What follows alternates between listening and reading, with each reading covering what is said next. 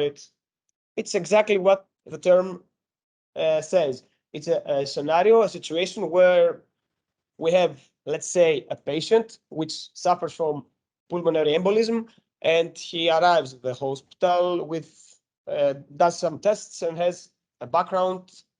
And the thing is that from then on, you try to guide the conversation, the scenario to the right steps in order to propose the medication or what the patient should do.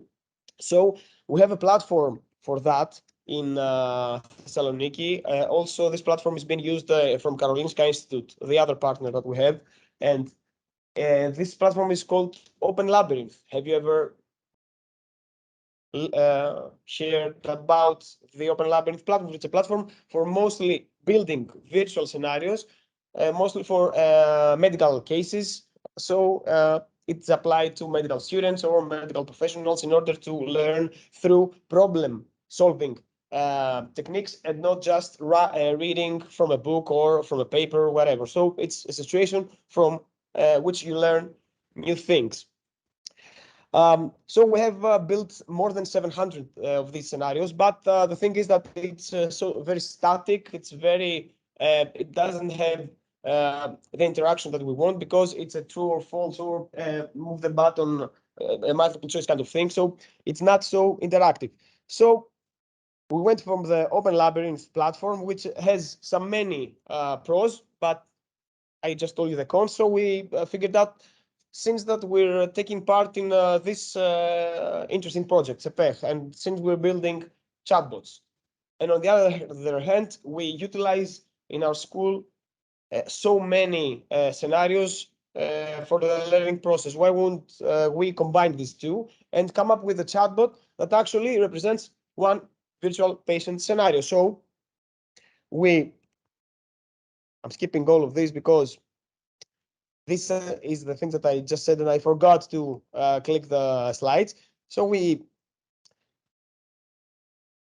thought about it and we said, okay, let's use AI because it is much more interactive and much more intuitive for a learner to type what he proposes than to just click buttons 1, 2, 3, like a multiple choice question. So this VP chatbot was born, and this is a snapshot of how it looks like, but you already seen that. It simulates a virtual patient scenario for a patient that suffers from pulmonary embolism. This is a video that I would like to demonstrate of how it works, but there's no need for that because all you need to do is to scan this QR code and play yourselves with the chatbot. I have to tell you that the implementation of a virtual patient scenario into an chatbot or a conversational agent is very difficult because the terminology is complex, because we're talking about medical terminology.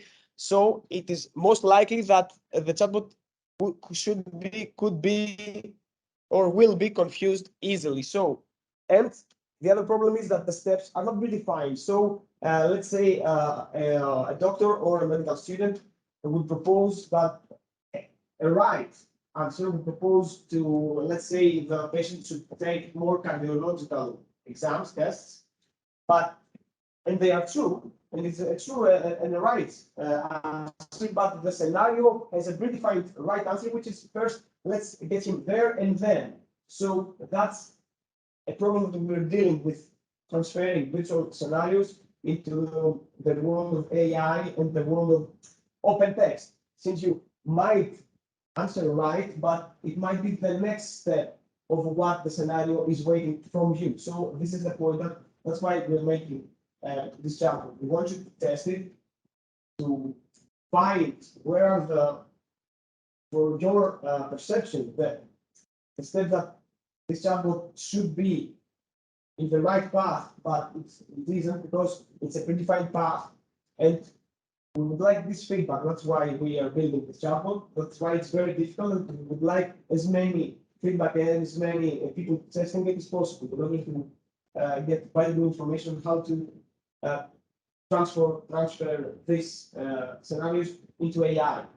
So play, get annoyed because the chatbot most probably won't understand some things that you say.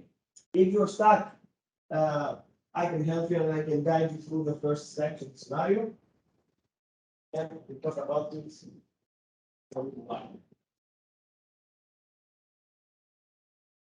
If you want to type something and you don't have see the little sign that you can enter the text, just double enter in your keyboard.